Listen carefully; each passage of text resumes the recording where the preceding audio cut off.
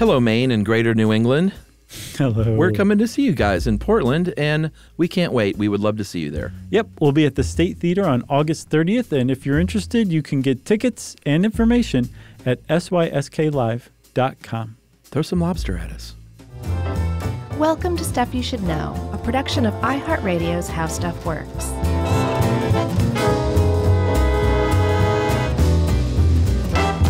Hey, and welcome to the podcast. I'm Josh Clark, and there's Charles W. Chuck Bryan over there, and there's Jerry, which, by the way, we should say, Jerry, say hey to everybody. That's right.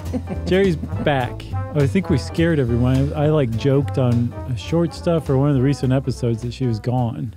She's gone for a couple of episodes. She's I been know, back now. but people took it to mean like Jerry was just gone. Really? Yeah, so some people were a little freaked out by that. So Jerry's not going anywhere. No. Anyone. She doesn't want to, as far as we know. And we're not going to let her even if she does. That's right. Jerry's here. And you're here too. How are you doing? I'm great. Neither one of us are moving our lips. No. That's how good we are. We've done this whole conversation without any, it's astounding what we can do. Just a couple of vents. We're basically like Edgar Bergen. Yeah. That's a deep cut, Chuck. Vent, by the way, everyone, we're probably going to say a lot. That is short for ventriloquist. Yes. And ventriloquism can be a mouthful. So I'm going to try and say it as little as possible. Ventriloquism can be, yes it can, a mouthful and a bellyful. And a mouthful. Right. Good one. I had very mixed feelings about all of this. Why? Well, first of all, I think was it this that I talked about practicing ventriloquism when I was a kid? I don't recall that. I feel like it may have been Movie Crush then, but I definitely at one point on one of the shows mentioned that at one point when I was a child, I had a ventriloquism record. Really? Train yourself. Oh, cool. And for very briefly, I thought it was something I wanted to do. Right. And I practiced it. Did you have your little bow tie? No, didn't have a Didn't get act that yet. far? Didn't have a costume, but I had a dummy. Right. And I got a record. You had like a ventriloquist dummy? Yeah. Wow. Not an advanced one that looks like a cyborg when you turn it around. Sure, but I mean, like you had a dummy you could sit on your knee and make the mouth Yes. open. Wow. Yes. I always wanted one of those. You had my dummy. And it didn't last long. Why not? No, I don't know. I think I have a history in my childhood of starting things like that and then being like, eh. That plus the instructor on the record was really mean. I can't even remember which one it was. I think it was from like the 60s or something, probably. A mean 60s record instructor? Yeah, but then I also watched the movie, Dumbstruck. I love that movie. And it just filled me with a lot of mixed feelings. So, because it was sad, sure, but also uplifting, sure, but also sad, yeah, but also uplifting. Yeah, if you haven't seen the documentary Dumbstruck, you are missing out. It's good, nice lo-fi documentary that's really easy to underestimate. Yeah, and I think what I appreciated about it is they took 5 stories of 5 ventriloquists, and each of them were at different points in their careers, from the kid just starting out to the lady who wants nothing more than to be on a cruise ship, I know, man. To the guy who is actively on the cruise ship to the point where it killed his marriage. Yeah, well, you just spoiled it. To the lady, the other lady who she had all kinds of problems in life. Wilma. Yeah, but it was also very uplifting in that her community rallied around her and helped her out. Yeah. To the big guy. Terry Fader, who, has a net worth, if you believe those sites, of like $150 million. Well, he signed a $100 million deal 8 years ago. With the Mirage. Yeah. That was for 5 years. So he's still there. Right. Okay. So he hopefully negotiated an even better deal 4 years ago. So I just want to make sure for people who aren't aware of Terry Fader and that deal, if you'll go back to the beginning, we said we were talking about ventriloquists. Yeah. And ventriloquism. Terry Fader is a ventriloquist, and he signed the largest dollar deal in the history of Las Vegas as a ventriloquist. Yeah, at the time. But yeah, they captured that perfectly in that documentary, Dumbstruck. Yeah, just all the various components. And then my whole, I don't want to yuck someone's yum, but like many times I don't find them funny. You're crazy. And that's at the root of it, is like the jokes weren't funny to me. Well, it's really, they kind of stick to that vaudeville tradition in a lot of ways. And that's... Yeah, bad jokes. Yes. But then you see the people in the audience just eating it up, these old cruisers.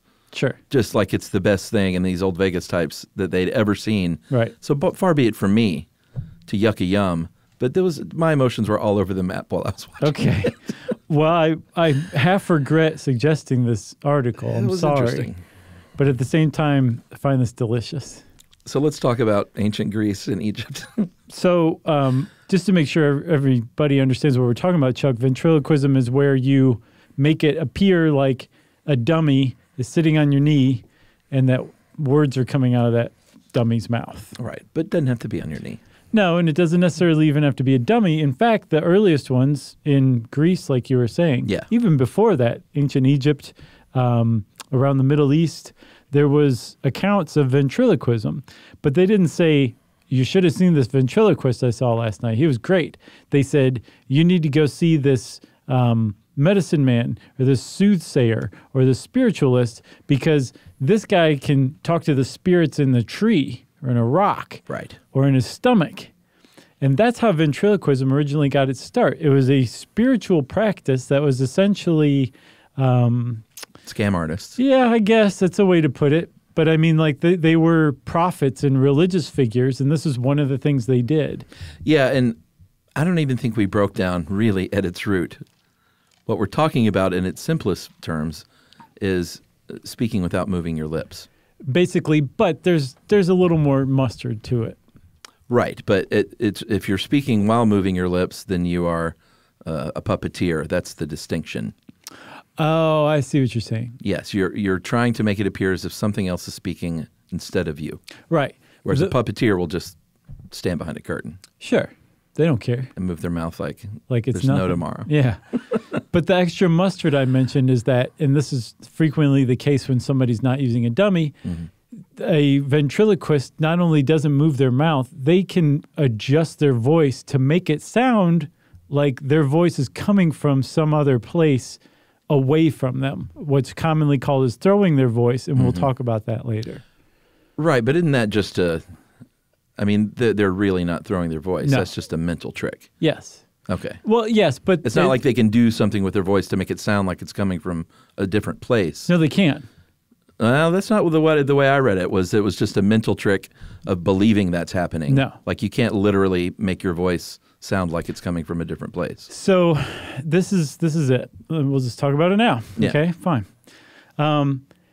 If you are talking to a ventriloquist and they throw their voice to make it sound like somebody is under the bridge that you two are standing on.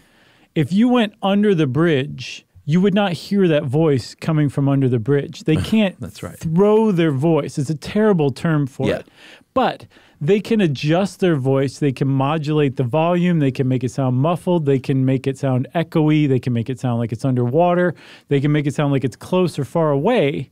So that's one component of the illusion of ventriloquism is they can make it sound like you would expect it to sound if it were a voice underwater, under a bridge or something like that. I thought you were talking about space and time, where it's really just a vocal quality. It is, and then combined with some other magic that they do, right? Some other sleight of hand and misdirection and all that, which again, right, we'll talk about later.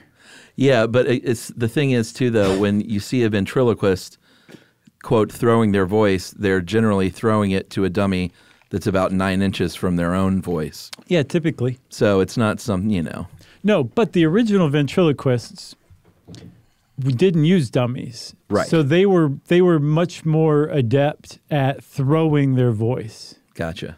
See?